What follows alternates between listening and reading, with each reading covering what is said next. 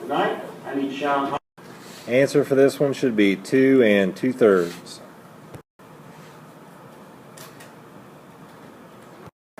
Answer to this one is 20.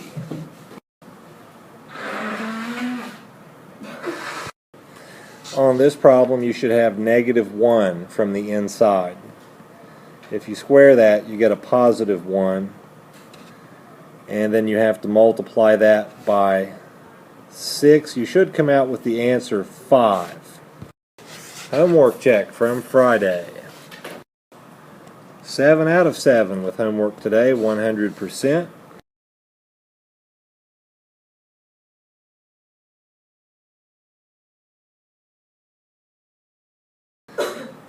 If you have credit for your homework, whether it be by a pass or having it, pick a number from 1 to 20. The winning number for the lottery should be 5, 8, 10, 14, and 16. What is the slope? I need the block letter only. Alright, for this one you should have -2y equals a -3x minus 10, and divide everything by -2 to come up with y equals a +3/2 x plus 5. This is the slope. This is the answer. Homework answers. First up will be the graphs.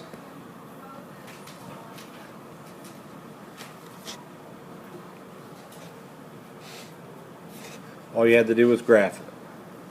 The directions were on the screen after your after your test. So there's number 1. There's number 2. Number 3. This is 4. 5. 6. 7, 8, 9,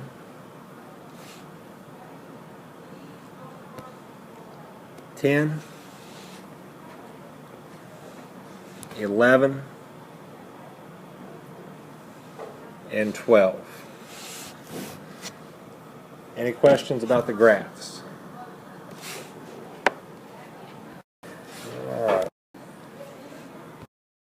Here's a quick review. Say the answer out loud. 24 over 12, 2. 16 over 2, 8. 15 over 5, 3. 48 over 24, 2. 50 over 10. Alright, now for this one, what cancels out? 12 and 6, and they become what? 2 and 1. So I now have 2 times 2 on the top and 3 times 1 on the bottom. Is there anything else we can do to it? Nope, we're going to leave them as improper fractions in this case. What cancels out here?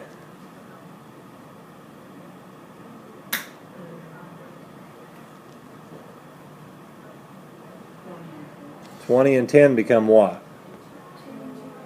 2 over 1. 36 and 18 will cancel out. What do they become? 2 and 1. What else cancels out? 2 and 2, they become 1 and 1. What's the answer? 1. What cancels out here? 6 and 28, what's easier? 7 and 28, what do they become? 4 and 1, what else? What do they become? What's the answer? 12. What cancels out here? What's that? What else? What's that? What's the answer? 2/3. What cancels here? 4 and 20. 4 and 20 become what? 5 and 1. What else? 3 and 15, they become what? 1 over 3, 1 over 5. What else cancels? 5 and 5 become what? What's the answer? All right, a lottery for everybody. The winning numbers: 3. A and A plus tests from Friday. First period. Darnell and Johnson had the high score for the class with a 10-20. And then we had Ruark and Bartley. For fourth period, Johnson, which would be Aaron, had a 10-20 for the high score there, and then also Carver and Kegley. Fifth period, Deems and Hammond, and the high score was Spradlin with a 10-38. Also, Blizzard was in there as well. Test review. Here are the answers for 1 through 10. It's A, C, H, D, J, E, F, I, B, and G. And for 11 through 15, 11 was 2x plus 3y equals 12. 12 is 5x minus 4y equals 8. 13 is x minus 3y equals negative 9. 14 is 5x minus y equals a negative 1. 15 is 2x plus y equals 4. And the extra credit is negative 6, negative 2, 0, 1, and negative 3. Here's the work for each problem. Don't need a stray mark in there. There we go.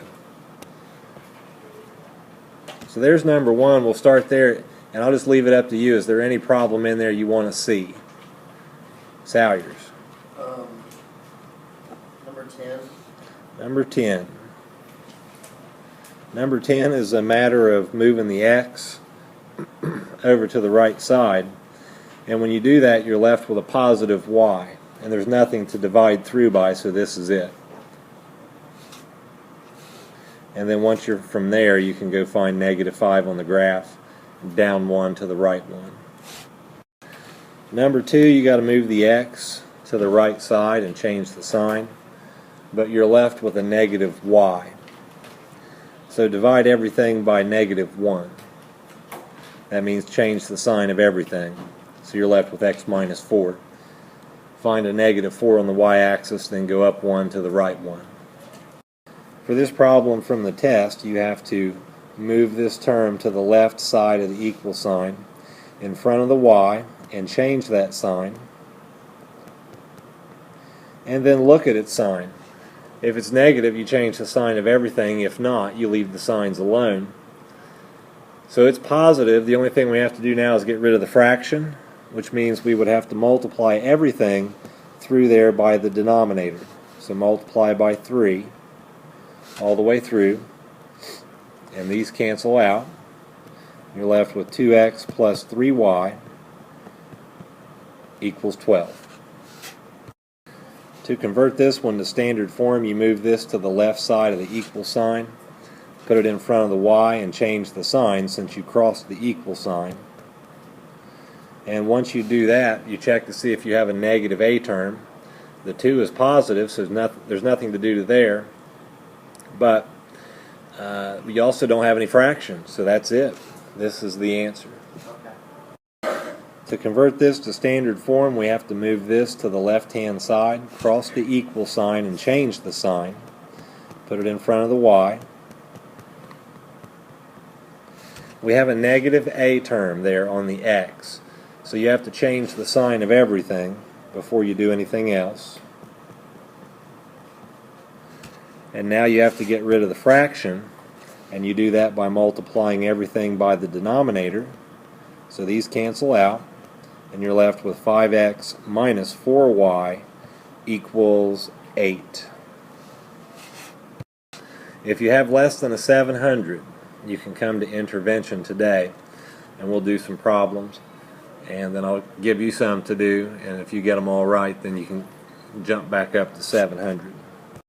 But you have to come to intervention to do that. I'm not going to track you down through the building, and if you go somewhere else, then there's not much I can do for you. You can come in the next day, the day after that, but generally you should take care of this within that week that you get the test back.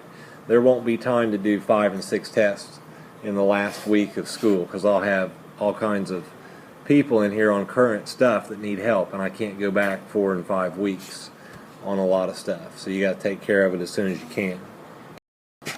Today's objective is CED-A2, which is create equations in 2 or more variables to represent relationships between quantities. Graph equations on coordinate axes with labels and scales. Now we're going to get to this stuff here today, hopefully, maybe in the second half. So here's example 1. Find the x and y intercepts for this linear equation. So you know how to find the y-intercept already, and that's when you convert this to slope-intercept form, moving this over to this side, changing the sign, and then divide everything by 4. So you get a y equals a negative 3/4 x minus 2. What's the y-intercept in this case? Yeah, it's negative 2. But now you have to find the x-intercept, where it crosses the x-axis. Usually we find the y-intercept and use the slope to go up and over or down and over. But now you have the y-intercept, we can find the x-intercept and use that as another point. The way you find the x-intercept is this. Whenever your graph crosses the x-axis, the y is going to be 0. So no matter where it crosses the x-axis, the y is 0. So in that case, you would put 0 in for y. Set everything equal to 0. Replace the 0 with a y, or replace the y with a 0, just the opposite. And then solve for x from there. So you want to move this term over and change the sign.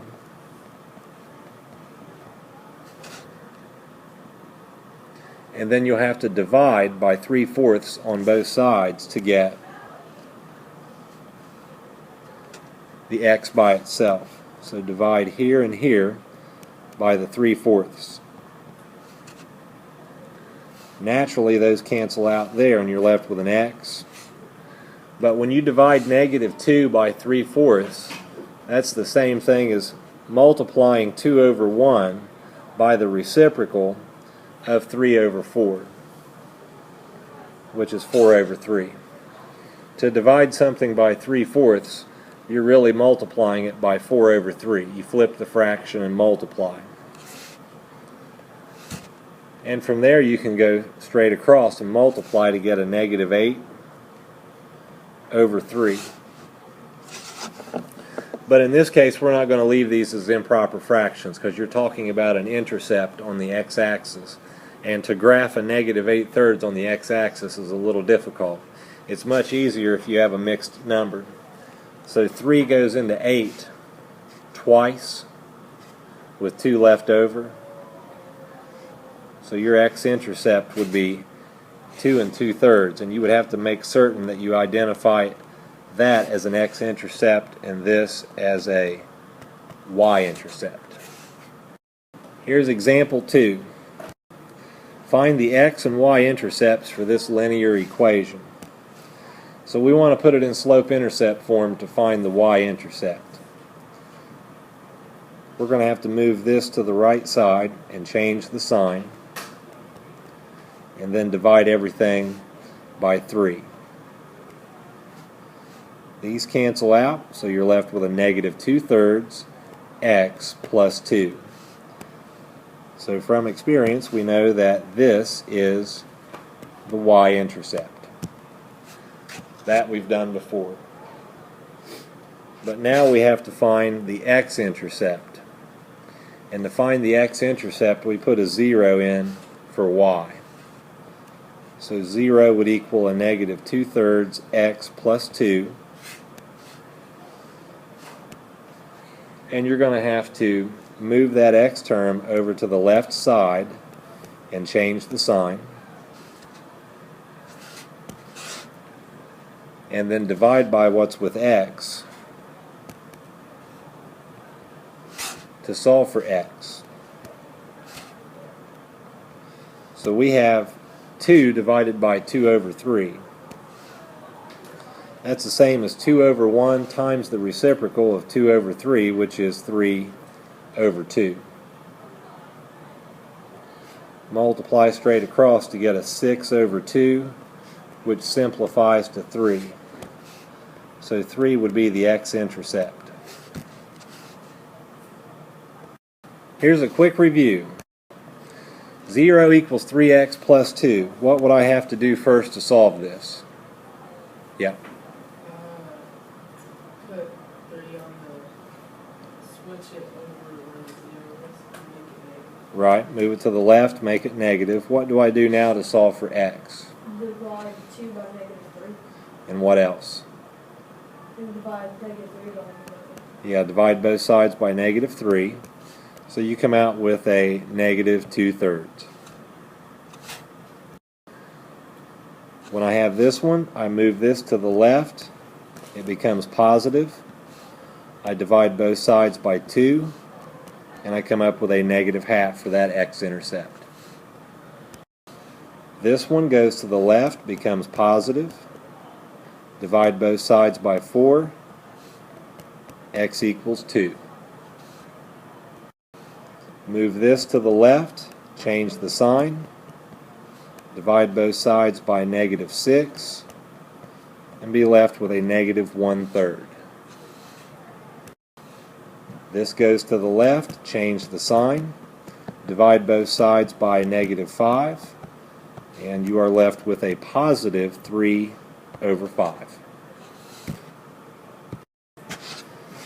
Here's a speed problem to the first 4. Solve for x. You got to move this to the left. When you do that, it becomes positive and there's nothing to divide by. So the answer should have been negative 3. Here's one for everybody since there's only 7 in here. For this problem, you have to move this over to the left and make it negative. When you divide negative 2 by itself, you're just left with x. Negative 6 divided by negative 2 is a positive 3.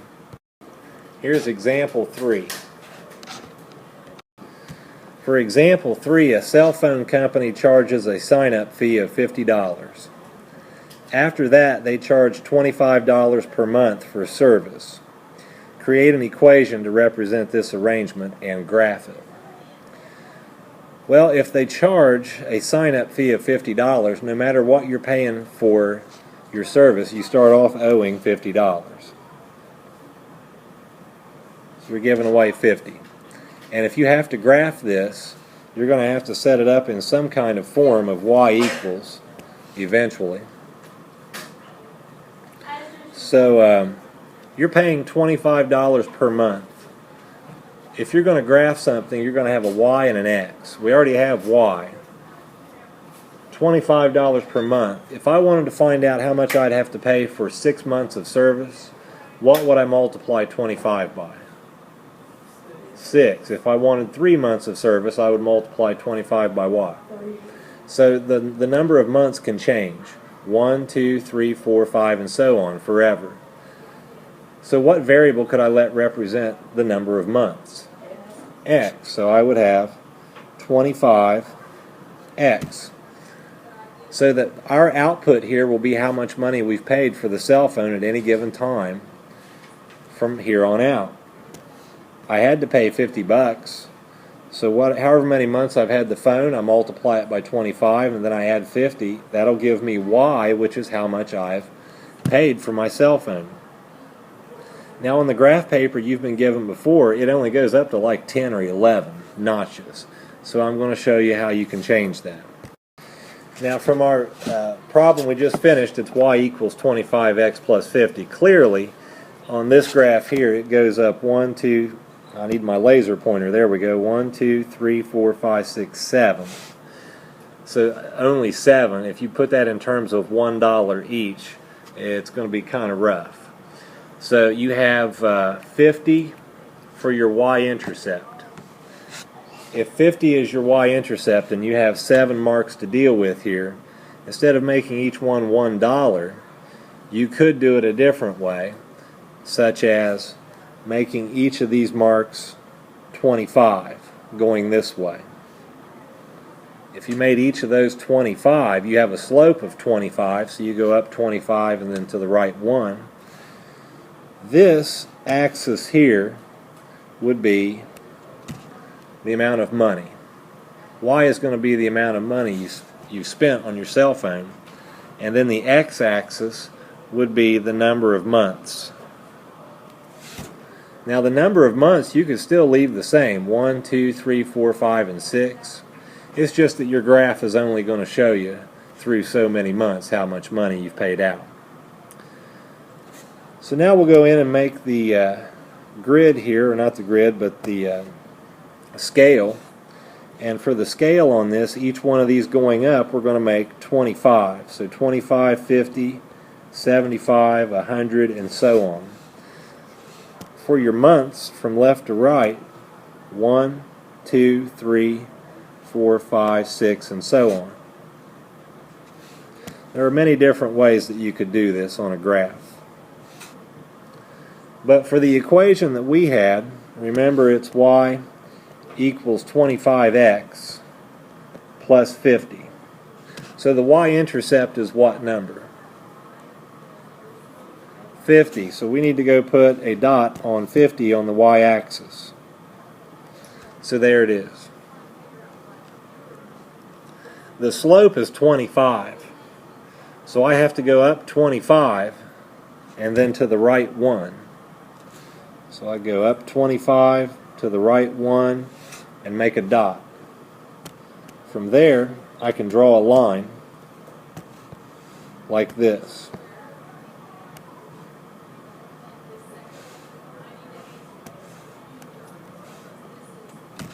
And from that graph, you can figure out approximately how much you'd have to pay over time.